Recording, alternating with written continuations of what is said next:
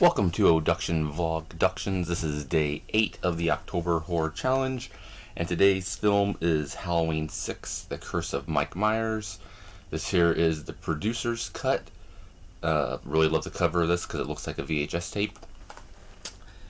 The Curse of Mike Myers, first of the Dimension films, the most troubled of all the film shoots. The producers wanted a different way, the studio wanted a different way, the director, the writer, Mustafa Khad, everybody had their own different opinions of what this film should be like. And if you watch the original, it definitely is a mess. Growing up, like as a little kid when I watched it, I probably don't even really remember too much about it. As like a teenager, I thought it was bad, and it is. In my adulthood, I don't want to say I watched it because it was so bad it was good, because it is bad, but it does have a charm to it. There are moments that you can laugh at, like Paul Rudd, who I absolutely love, who has not aged a day since this came out, almost 30 years ago. His portrayal of Tommy Doyle is very creepy. I remember actually watching this with some buddies once, and we were doing almost like a drinking game with him. So it's a fun flick like that, but it's definitely a mess. The producer's cut I first read about online sometime in like early 2000s, and then I read a huge article in Fangoria, an issue of Fangoria from like 97, 96, talking about it. I actually wound up finding a VHS bootleg of the producer's cut years ago. I was like 16, 17 at the time. Didn't have any money on me, and I was with my mom, and she didn't have enough to pick it up that day, but was going to come back and, try to pick it up for like my birthday or Christmas, some shit like that. It was sold out, and rightfully, I don't want to say sold out, it was purchased, the single copy, and rightfully so, because it was a, high in demand item. So I finally saw the producer's cut a few years ago, and it definitely has changes.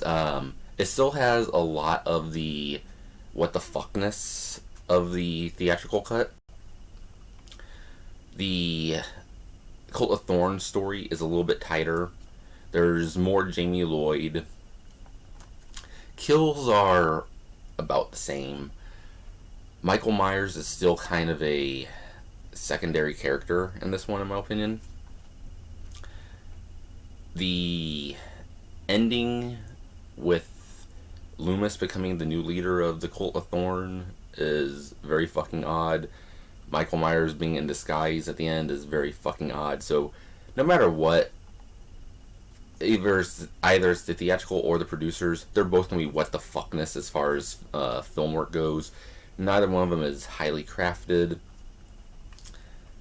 but I still have a huge love for this flick. Pretty much all the Halloweens I do.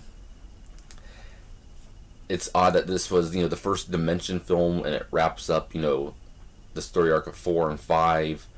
But then after that, the Dimension films go in a few different directions, actually. But yeah, this was, in my opinion, probably the weakest entry.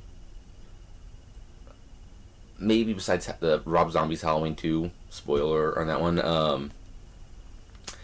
But I don't know, it's one that the weakest entry, in my opinion, still has stuff to love about it. Like, I do love bad movies. I do love The Room, Planet 9 from Outer Space, Troll 2. Not saying that this is on their level of badness, which it kind of is, but you can definitely tell that there were ideas being thrown into this, which technically in those films there were high ideas as well. But it just feels like a slasher film that was just having a troubled production. and rightfully so. It is a film that was doing its first studio effort, and it kind of failed.